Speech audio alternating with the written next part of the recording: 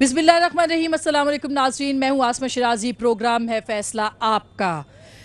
पाकिस्तान के अंदर हम बहुत सारे दिनों में बहुत से लोग देखते रहे, आवाम के दिलों पे राज भी करते रहे। लेकिन अब जो पाकिस्तान के हालात हैं, हम हमेशा ये सोचते हैं कि खुदा करे कि कोई वक्त का हुसैन हो जो कलमाए हक़ अदा करे और अपना सर कटाए। हम ये कहते हैं कि कोई तो मंसूर हो जो तख्ता एदार पर चढ़े सच के वास्ते। हम ये कहते हैं कि कोई तो सुकरात हो जो हक़ के लिए जहर का प्याला पिए।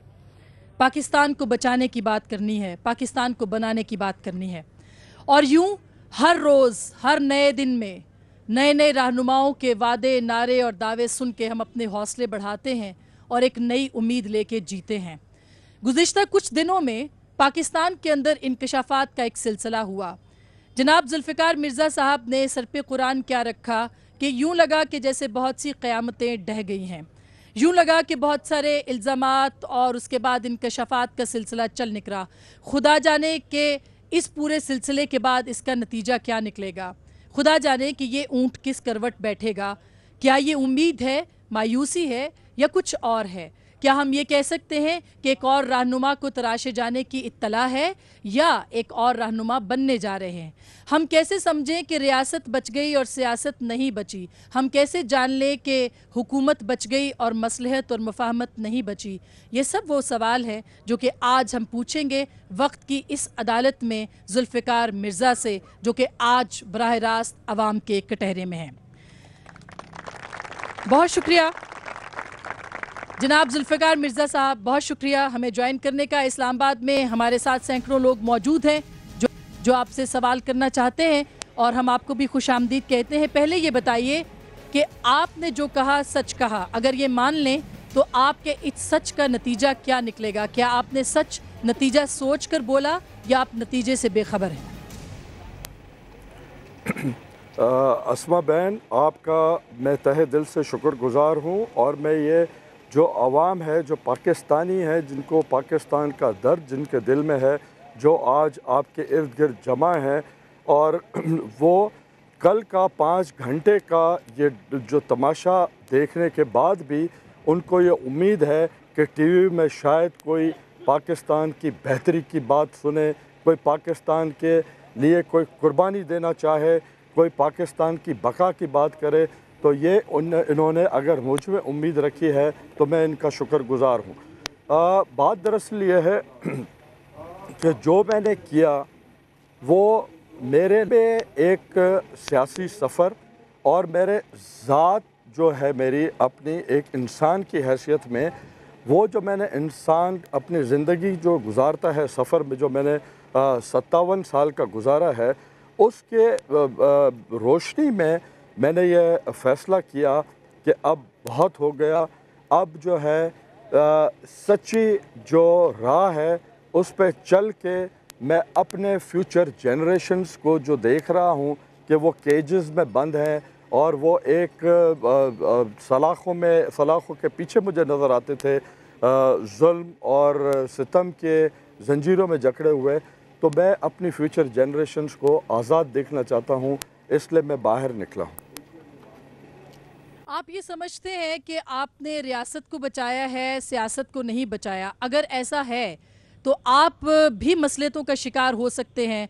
किस तरह की मसलियतें आपके आड़े इस वक्त हैं, और अगर आप वाकई सच के लिए निकले हैं तो आपको रुकावटों का अंदाज़ा कितना ज़्यादा है? क्या इस पे भी रोशनी डालेंगे आप? मेरी बहन, न मैं रियासत को बचाने के लिए निकला हूँ, न मैं सियासत को बचाने के लिए निकला हूँ। मैं इंसानियत को बचाने के लिए निकला हूँ। मैं चाहता हूँ जो अल्लाह ने एक इंसान पैदा किया है, बग़ैर रंग व नस्ल, बग़ैर मज़हब के फ़र्क के, बग़ैर कोई ज़बान बोलने के फ़र्क या कोई पार्टी बाजी के फ़र्क से, कम अज़ कम मिनिमम उनको इज़्ज़त से जीने का हक़ दिया जाए। जो माँ जो इस उम्मीद में होती है कि मेरा बेटा कमा के मुझे मेरे लिए जायज़ रोटी लेके आएगा और उसका रिसीव होता है जनाजा उस जवान बच्चे का, तो मैं वो जो माँओं की गोदें खाली हो रही हैं, मेरी बहनों के सुहाग उजड़ रहे हैं, मेरे बच्चों के जो बाप उनके सरों से साया उठ रहा है, मैं नहीं चाहता कि इस तरह ये आगे चले और मसलतों को बालाए ताक रखना होगा। सिर्फ़ और सिर्फ इंसान की जो जान है जो चली जाती है तो वापस हम नहीं लौटा सकते। कोई गवर्नमेंट का कितना भी पावरफुल आदमी हो या कितना भी पैसा खर्च करने के बाद वो जो मासूम जान चली जाती है उसको वापस लाके उस माँ का गोद हम दोबारा भर नहीं सकते। तो मैं चाहता हूँ कि पाकिस्तानियों के जो अथॉरिटी में लोग बैठे हैं, प्रेसिडेंट हैं, प्राइम मिनिस्टर हैं, आर्मी चीफ हैं, चीफ जस्टिस हैं, चीफ मिनिस्टर्स हैं, जितने लोग भी जिनकी भी थोड़ी बहुत चलती है, जिनको पावर है, अल्लाह ने पावर उन्हें दिया है, तो वो अपना सारा पावर जो है वो इन ज़ालिमों को, कातिलों को, रेपिस्ट के ख़िलाफ़, ये डेकॉइट्स जो शहरों में और कस्बों में बैठे हुए हैं, इनके ख़िलाफ़ वो ताकत इस्तेमाल हो ताकि हमारा बुनियादी हक़ और राइट जो इज़्ज़त से जीने का है वो हम अपना राइट ले सकें और इज़्ज़त से जी सकें।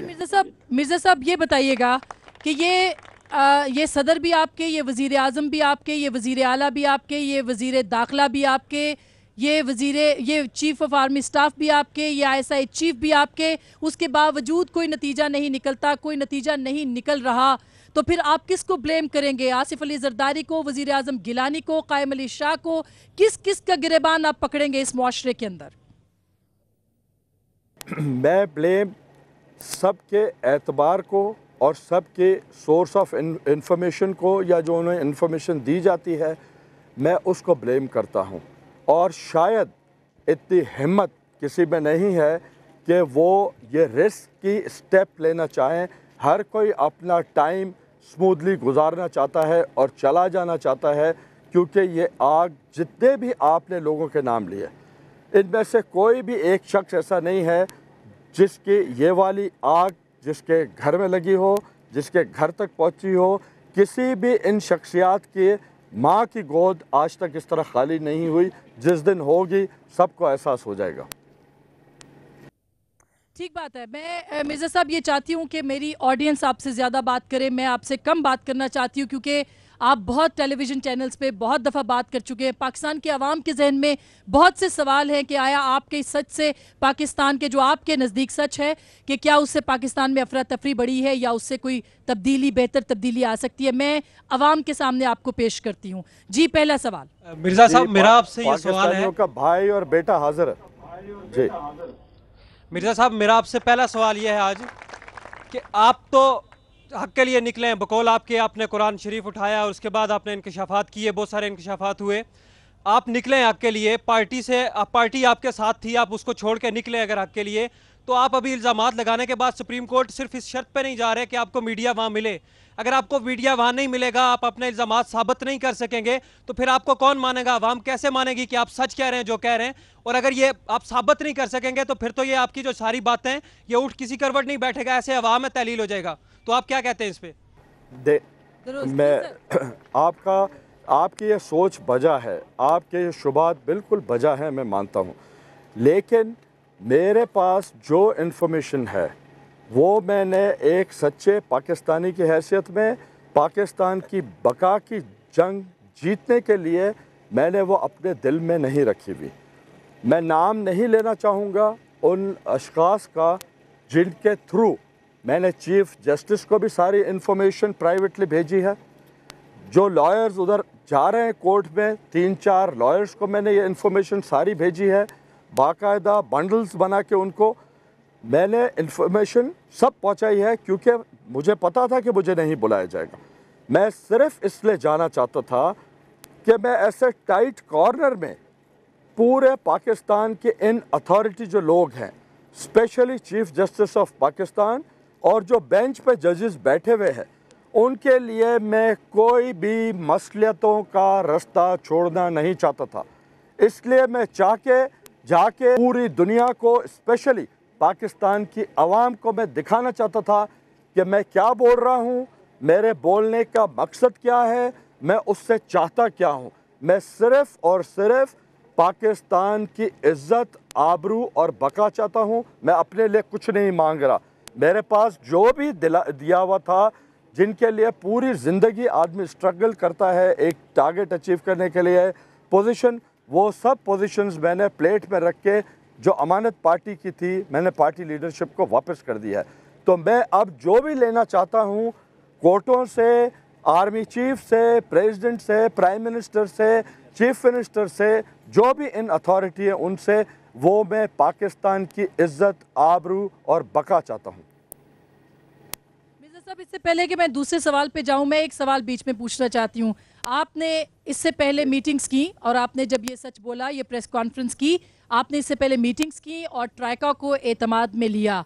आप अपनी पार्टी को कन्विंस नहीं कर सके, आप सदर पाकिस्तान को कन्विंस नहीं कर सके, आप कोर्ट को कैसे कन्विंस करेंगे, अवाम को कैसे कन्विंस करेंगे?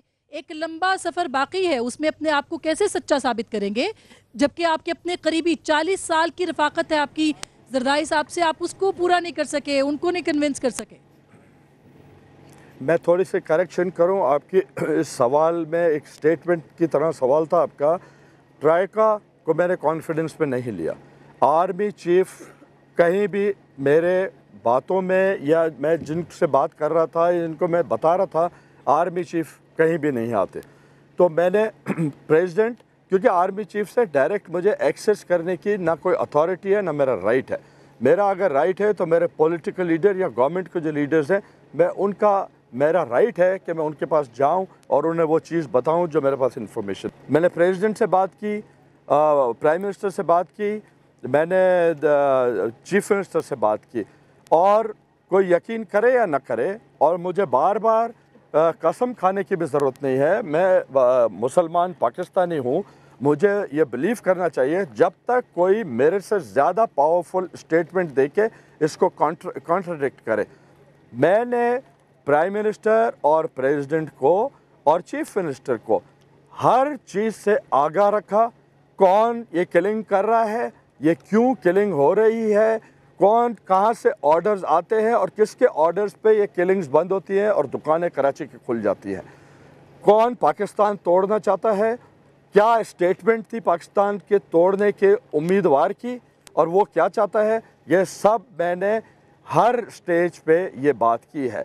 पाकिस्तान तोड़ने की बात, अदर देन दीज 3 पीपल जो मेरे पॉलिटिकल और पार्टी लीडर्स थे, इनके अलावा अगर मैंने बात की तो जनरल ज़हीर जो कोर कमांडर कराची हैं, वो पोस्टेड थे इस्लामाबाद में ISI में, he was holding number 2 position, उनसे मैंने बात की। और 2 मेरी मीटिंग्स डिफरेंट कॉन्टेक्स्ट में हुई हैं, ISI DG ISI से, जनरल पाशा साहब से, उनको मैंने दोनों बार ये अल्ताफ़ हुसैन की पाकिस्तान तोड़ने वाली बात उन्हें बताई है।